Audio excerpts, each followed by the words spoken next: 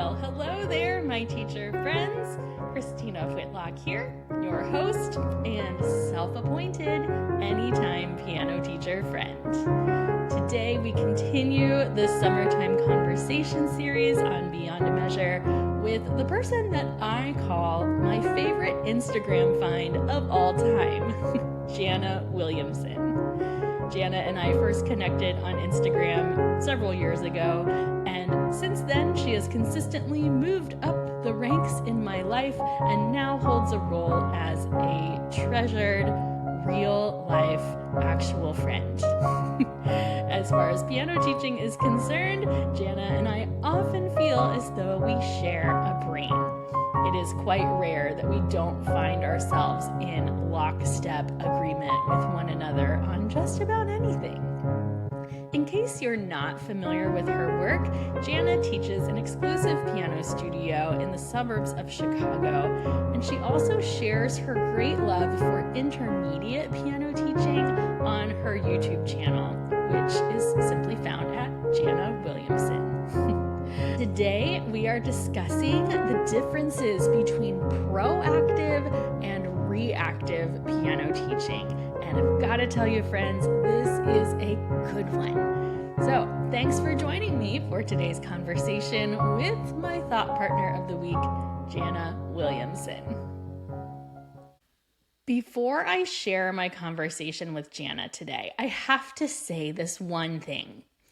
One of my primary goals as a piano teacher is to make sure that my students do not view their music making as a thing to be corrected. Music is not a problem to be fixed. I know that I often view my own playing as a thing to be scrutinized and critiqued, and that's the result of a lifetime of what I consider to be reactive piano lessons, where my teachers, as wonderful as they were, would use our lesson time to correct my playing. It's how many of us view the lesson, right? Students bring us repertoire that they have practiced or not practiced, and they play it for us, and then we spend most of the lesson time helping them play it better, right? Well, I have come to believe that, yes, that is one part of the lesson experience, but there is a lot more that we can do to proactively set our students up for success so they don't have to come back to us feeling like music is an endless series of do's and don'ts. It's a very delicate balance, right? Anyway, I had to get that off of my chest. And now I give you today's conversation with the brilliant Janna Williamson. Hi, Janna. Welcome to Beyond Measure. Hello. Thank you for having me. Over the years, one of the many things that we have found ourselves in agreement on is the importance of proactive teaching versus reactive teaching. And I thought we could take a deep dive on those teaching strategies today. But before we do that, I should probably let you explain the bird's eye view of the difference between proactive and reactive teaching. So take it away. I think so many of us who did advanced degrees start teaching either while we're in the middle of college or shortly after. I know that's not everyone's experience, but so many of us did that. And so we were simultaneously beginning our baby years of teaching while taking advanced level lessons.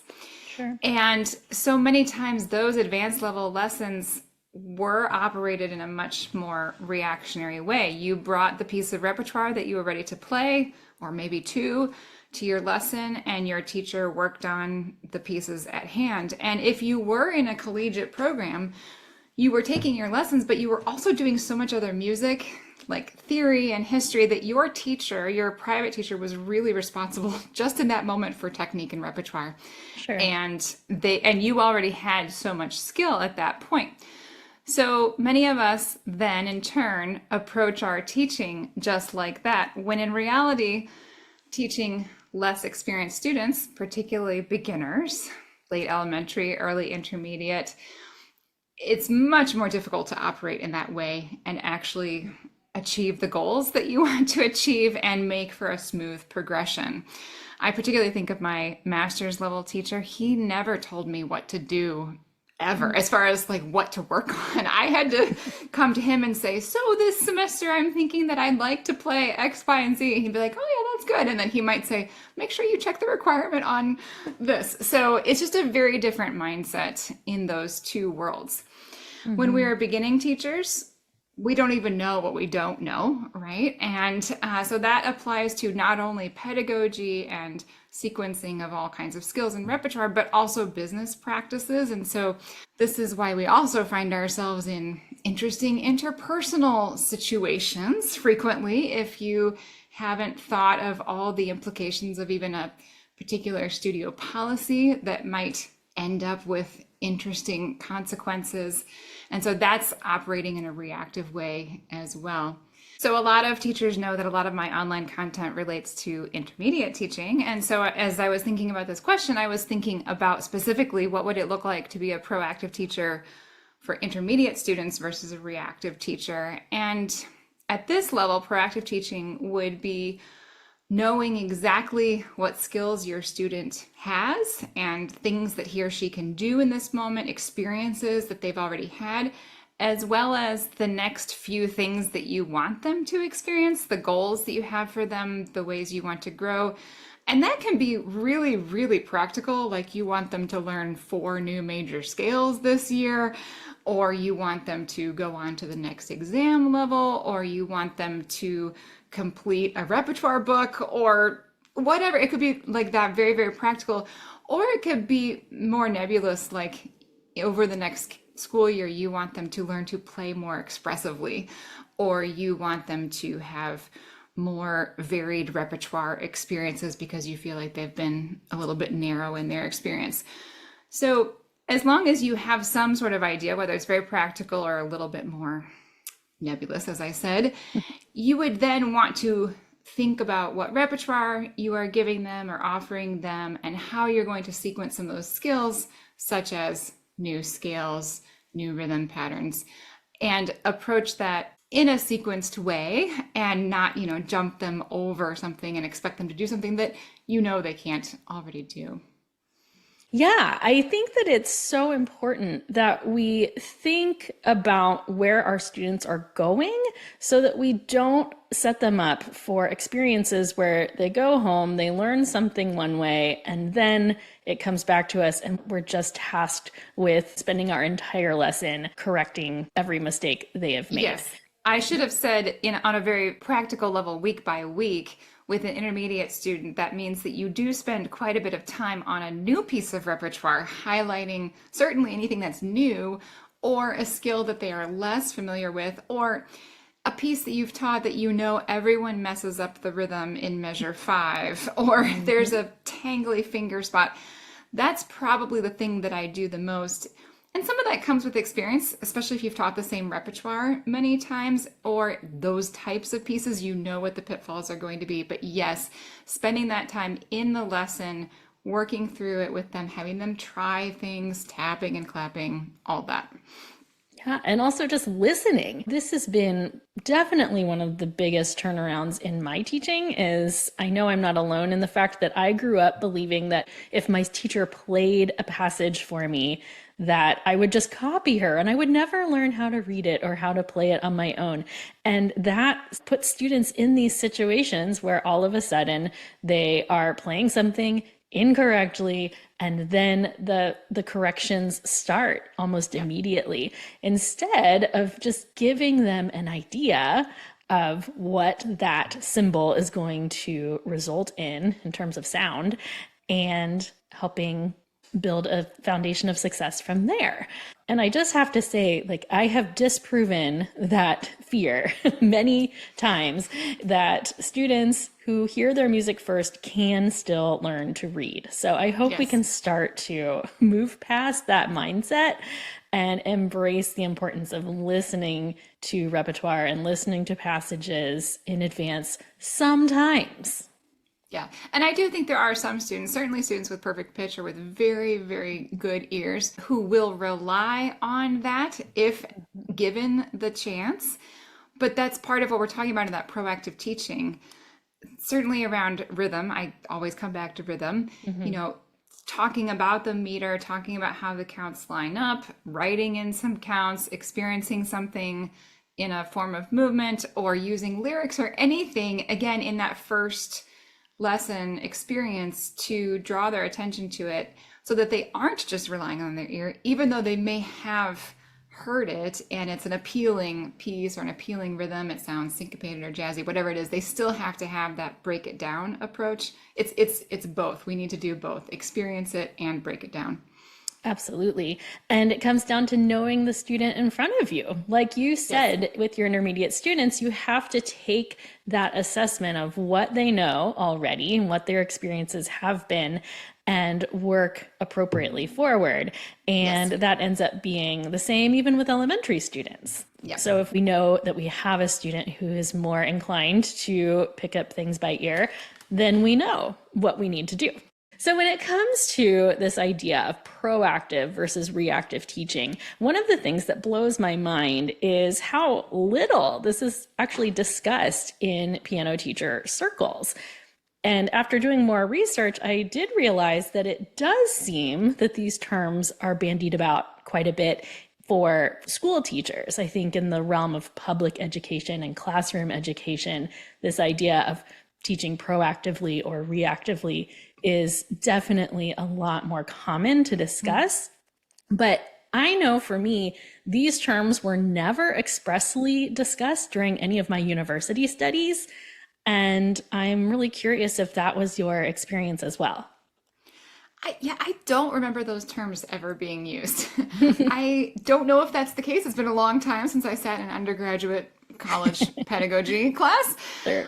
I do think the idea was there. I had a good pedagogy class. So, for instance, when we were studying elementary methods, I know that my professor asked us to look at the whole method with the idea that how they taught any particular concept, such as pitch reading, would be consistent or should be consistent throughout the entire method, and to evaluate not only what happens in the first level, but what that results in at the end. So I know that was part of my pedagogical training, which would translate to this. I don't remember the terms proactive and reactive. I think it bears noting that every pedagogy class is different. This is one of the Yes. things that makes me kind of roll my eyes when people talk about collegiate achievements and that kind of thing is every pedagogy course I've taken, whether that be in a university or outside in another avenue of professional development, they have all been different. And it's because all of us have different experiences. So therefore your teachers have different experiences. Yes. And that's one of the things I love about the world of professional development for piano teachers is there's just so much to learn from so many people. And so anytime pedagogy classes come up, I just always like to put that reminder out there. Well, and my reminder then is that really 99% of what we learn is through experience. And I think that my collegiate pedagogy class set me up for some good processes of thinking about how to think. You know, what are the things I need to evaluate? But you just can't learn how to teach beginner piano students by sitting in a classroom and looking at a book. It's just not possible. Right. And so it's interesting. I think this is also a bit of a personality thing, the proactive versus reactive. I am an extremely strategic person. If you give me a goal, I will tell you the number of weeks it's going to take me to get there and exactly the 10 steps that I will do. That's just always been how I have approached my schooling and my work, and how I even think about things like parenting and finances and all of that. I know that not everyone is wired that way. And I do want to say clearly that it's not like it's better or worse. There are downfalls to my type of personality wiring. For those of us who are very strategic, we can oftentimes see that as the be all end all and not be flexible. because we lack some of that intuition. So again, years of teaching have formed that in me, and I can do both sides of it. But just to say that some of us are more naturally inclined towards this proactivity because we can see the problems ahead of time. Thankfully, experience of teaching also tells you, you learn very quickly what the problems are, what the standard pitfalls are for the average student. Yeah, I'm so glad you said that because I am sitting here thinking like there's probably a teacher listening who feels like they're a very reactionary teacher and constantly fixing problems left and right. And I don't want them to sit there and think that they're doing something wrong because there are very real, very necessary reactionary needs within our lesson and within our teaching. So I want to assure everyone that it's not proactive or reactive, but there are some very clear times where we have to take the student in front of us and the playing that they're delivering or the personality that they're bringing that day. And we do need to adapt accordingly.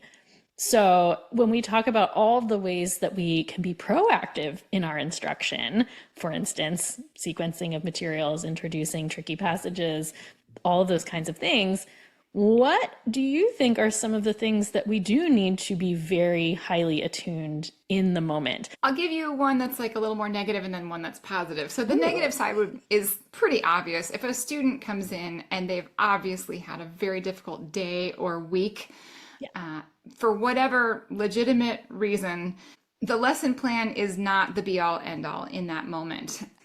The kind of flip side of that would be if a student comes in very excited about something that, again, wasn't on your plan for the week. So maybe someone gave them a piece of sheet music, or they figured out the hook from a pop song on their own, or maybe they jumped ahead in their book and looked at a piece that you didn't assign them.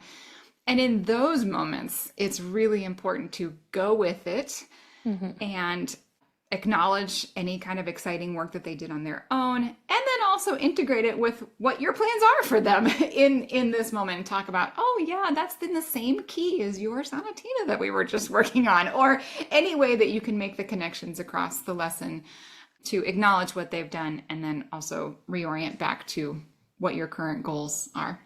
Yeah, that's such an important point. I had a student many years ago who was just the best thinker, and he was so inquisitive, and he would ask me the best questions. He was kind of a theory nerd, so he'd want to know all this nitty-gritty theoretical stuff as we were working through his Debussy and whatnot. And my younger teacher self used to start to really sweat that because I'd be like, oh, we have to get through X, Y, and Z. And he derails me with all these great questions. But that I really attribute to helping me change my mindset in this regard, because I started to realize that if he left his lesson feeling satisfied with these answers to his questions that he was bringing me, then that was a great lesson. It does not have to, as you said, fill the lesson plan or meet every stated goal that we had. It really, as I've said many, many times on this show, our students need to leave simply knowing or appreciating something that they didn't when they walked in the door. And if that happens, then I'm going to call it a good day. So. Yeah, and they need to feel capable to go then do the next thing with whatever we're working on. Yeah, I actually think part of good teaching is being able to use anything, any piece as a vehicle for a learning experience. Yes. And the more connections you can make, the more that teaches students how to learn. And I've noticed over the years, some of the most intelligent students I've had, I can think of one who graduated a year ago who was just such a smart kid. She was a delightful person too, but she made connections across every discipline. It was like math class at school or show choir or whatever. She was always like, oh yeah, that's kind of like when I learned that in that, or she would remember a piece she'd played 4 years ago.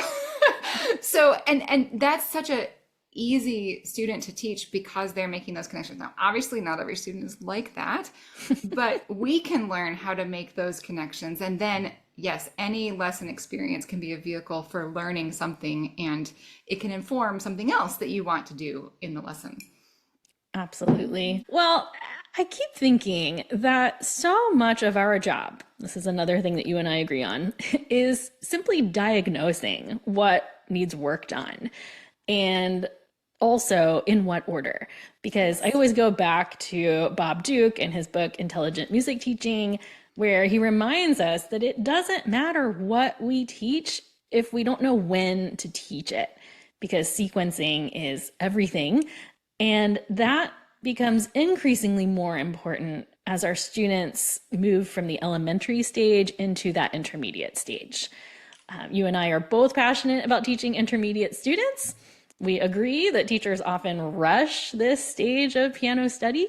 And in general, there just seems to be a lot of confusion over how to balance all these elements of intermediate teaching. What do you think are some of the top stumbling blocks of teaching intermediate learners? The main one is the one that you said, just that teachers tend to overestimate what their students know and can play.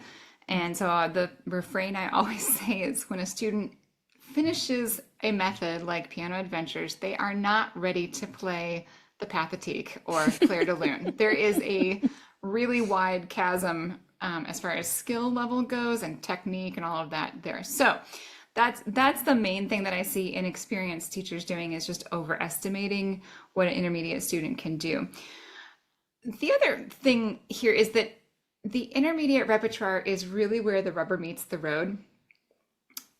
Whereas with elementary rep, you can run through it a couple of times at home and call it a day in practicing and be ready for your lesson. That's just not true with the intermediate repertoire. And it's not even a fault of our sequencing. It is just the fact that there are so many more skills, the pieces get longer, and it's the natural complexity that comes with each additional level that you are progressing through. So there's just the issue of it can be overwhelming for students who do feel anxious about this kind of thing, and it just takes different kinds of practice. And I have been known, I think I talked with 3 or 4 separate parents this spring. I've been known to tell parents and students too, I'll give them a big kind of signal. You're at the early intermediate stage right now. It's completely normal if suddenly this feels a little harder, or for the parent, if you're meeting a little bit more resistance with practicing. And if that's the case, please let me know, and I'll make sure we have several easy assignments on the assignment sheet so that there's quick wins thrown in with the things that are progressively getting more and more difficult. The other issue is that if you start piano at the traditional age of like 7, then most students are hitting early intermediate to mid intermediate as adolescents and young teenagers. And we all know that there are just developmental realities. Brain science tells us that I think it's the age of 12, our brains prune. And so there's this normal slump that 12-year-olds frequently don't want to do anything. They just want to quit all their stuff. And I don't know any more of the science on that, so don't come ask me for all the references. But I can tell you as a parent of 4, the youngest of whom is about to turn 13, that this is a very real thing in my experience with my children. So all that to say, if they are approaching that transition at the age of 11, 12, 13, you've got a double whammy of it suddenly feeling harder, being harder, and that happening at a difficult age for them to want to dig in. Yeah, which totally fits exactly with this theme of proactive versus reactive teaching, because you can see it coming. I love that you have that talk with your parents of early intermediate students, and I do the same exact thing. My students and I talk a lot about what it's going to feel like when you're practicing and you get over that cusp through the elementary stage. Even though we do work on artistic expression and phrasing and those kinds of things with our younger students, there's such a new level of it that when you're practicing as an early intermediate student, it's no longer like, well, I got all the notes and I got all the rhythms and I have some dynamics, so it's probably pretty passable. There's just so much more. And students don't know how to practice at that point. They don't know what to do besides, well, I played it and it was, quote, correct. Therefore, how do I level this up to the next phase? And that proactivity and addressing that ahead of time, seeing it on the horizon, talking about it, being open with it. I think it just comes full circle to where we started our conversation. Well, clearly, you and I have a lot of feelings about intermediate students and all of these teaching strategies. And I thought it would be fun to make a little announcement about something you and I have coming on the horizon. Yay! So why don't you take it away, Janna? Don't let me have all the fun. Well, there is a pedagogy textbook. Sounds fascinating, doesn't it? That I have been recommending for a long time. And it was actually the text for my graduate level pedagogy course. It's Professional Piano Teaching Volume 2. That's the blue cover by Janine Jacobson. It's an Alfred publication, and it is a thick book with so much great material in it. There are 10 chapters, and they cover the gamut from the age issue we were just talking about, teaching teenagers, transfer students, how to interpret basic historical style once you get into this intermediate historical repertoire, as well as even things like memory and performance anxiety. So it's a great textbook. And I was on one of Christina's Patreon calls last year, and I said, I've been thinking about maybe one way to do an intermediate course would be to just do a cohort walking through this book. And several other people said, oh, I would sign up for that. It was like instant interest. Yes. So Christina and I are running this as a 10-week cohort, working through this book. We will have group discussions, and then there will be some work to do on your own. There are some great projects included in every chapter or questions for reflection. I think this is really well geared towards experienced teachers. I don't mean like 50 years of experience, but people who have been teaching, because a lot of the example projects that you can do are to think about one of your specific students and in whatever relationship, whatever topic is at hand, or to work through some repertoire, in which case you could assign it to a student that you have that's at the right level to really work through it. So we all know we do the best when we have a group of people to work with and accountability on a weekly basis. So beginning September 5th, Fridays at noon Eastern, we will be leading this cohort through this book for some great transformational improvement in our intermediate teaching.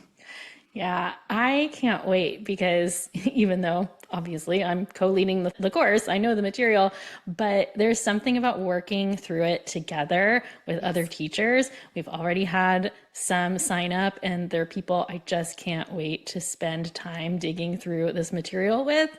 And I think it's going to be really great. I think for me, one of the cruxes of the intermediate stage is the repertoire.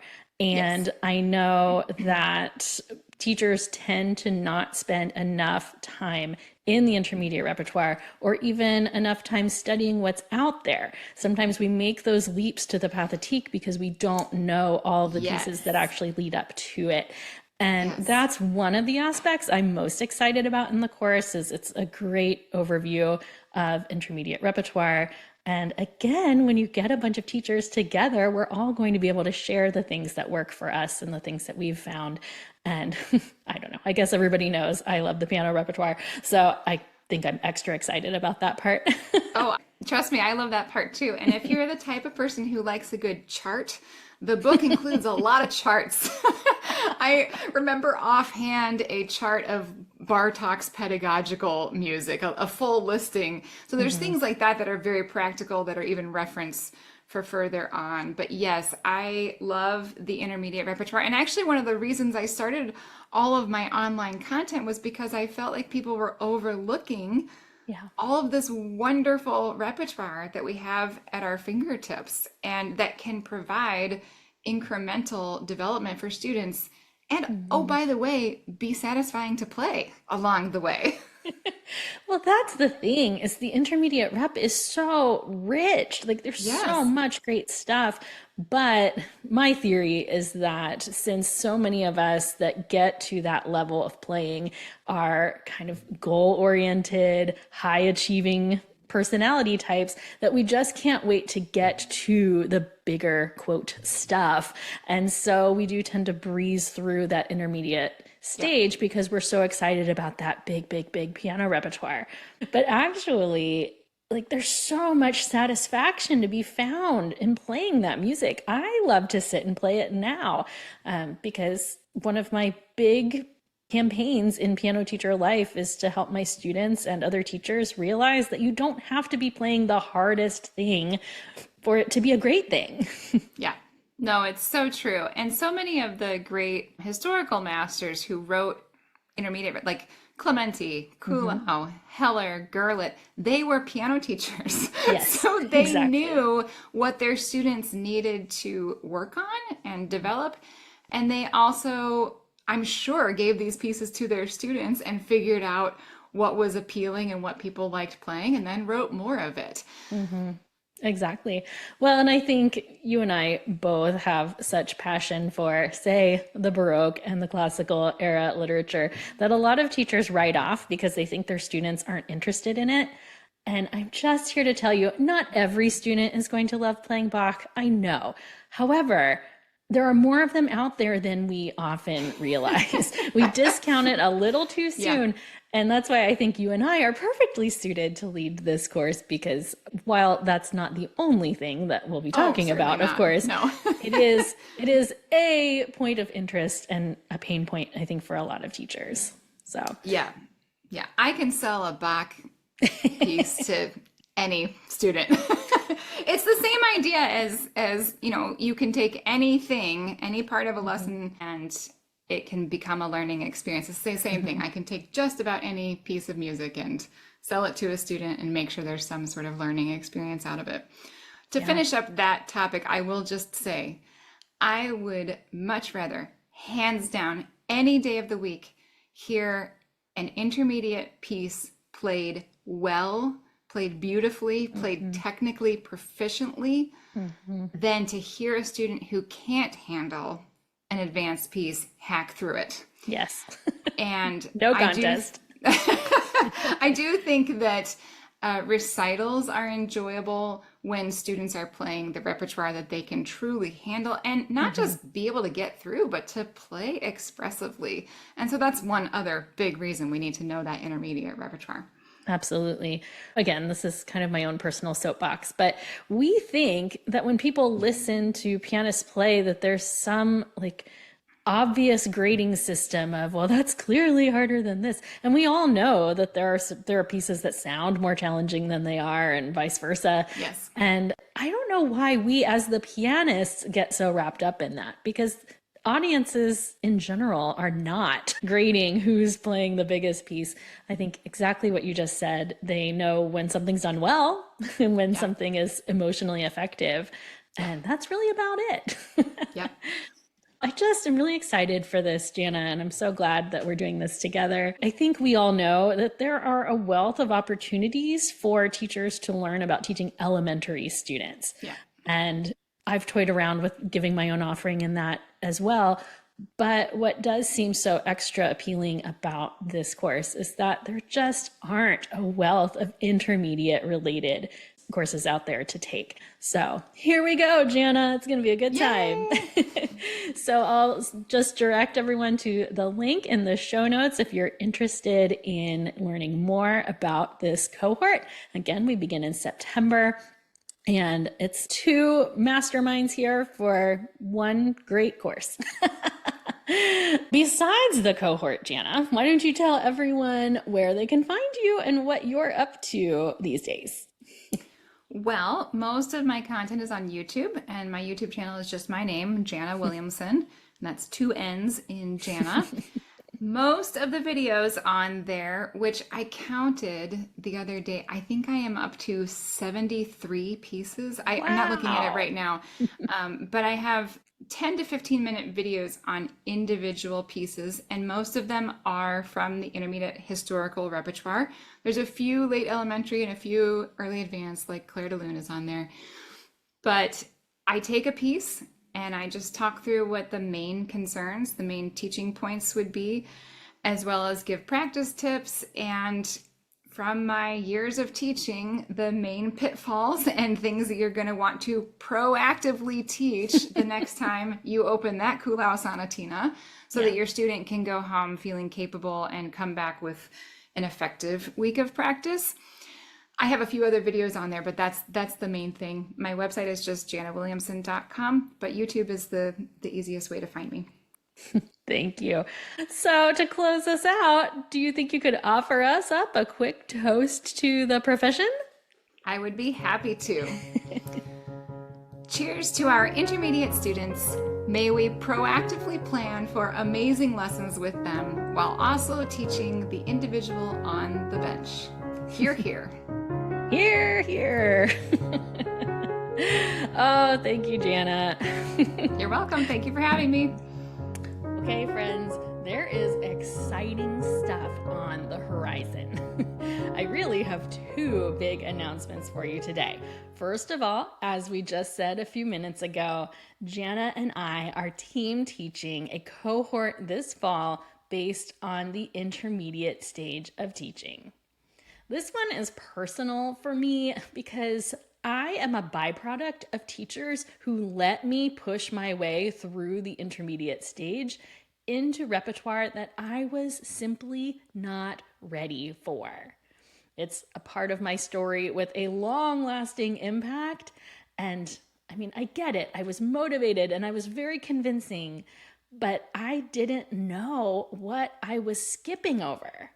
In hindsight, I needed teachers who would take the reins and provide a foundation that I'm still making up for well into adulthood. And I mean to say this, I had wonderful teachers. Every teacher I worked with made a net positive contribution to my life as a musician. But we live and learn, right? And because we are all out here trying to give the next generation a better experience than the one we had, I am beyond excited to help other piano teachers learn how to effectively teach the intermediate level. The link for the fall cohort is in today's show notes, or you can head to ChristinaWhitlock.com/cohort for all the details. I mentioned I had two announcements for you today, so here's the second one. To kick off the coming school year, I am sharing the debut of the full-length version of a presentation I've put together called The Paradox of Play, Taking Fun Seriously. Shout out to teacher friend Brian Gallagher, a consult client of mine, who was once lamenting all of those piano parents who say, "I just want Johnny to have fun while he's practicing." And Brian said, "Well, I just want them to take their fun seriously." This session has plunged me deep into the research of the science of play. And I have to tell you, we get a lot of things wrong about play in this society of ours. I think we all know that we don't play enough in our world, but I think the bigger problem is that we don't even understand what play is. Play is not void of effort. It's not the opposite of work. It's not without structure or rules. And play is not just for children. And all of this, my friends, is great news for piano teachers because, as it turns out, piano study is pretty much one of the most ideal vehicles for play in existence. And yet, most of us are not capitalizing on play nearly enough in our lessons. I'm thrilled to report that you can be a play-focused teacher and still maintain high expectations of your students. Okay, I could go on, but trust me, the research is full of great news for music teachers. I'm in the process of recording that session and putting some additional materials together for you, and I'm going to release it all live during a watch party on August 1st. So if you want to get access to the live watch party and the pre-sale price point, head to ChristinaWhitlock.com/paradox or find the link in today's show notes. I'm sorry to hit you with 2 sales pitches here, friends. I don't do that very often, but I am more excited about these 2 offerings than I've been about anything else I've made for teachers to date. So head to ChristinaWhitlock.com/episode 222 for all the details. Onward and upward, my friends.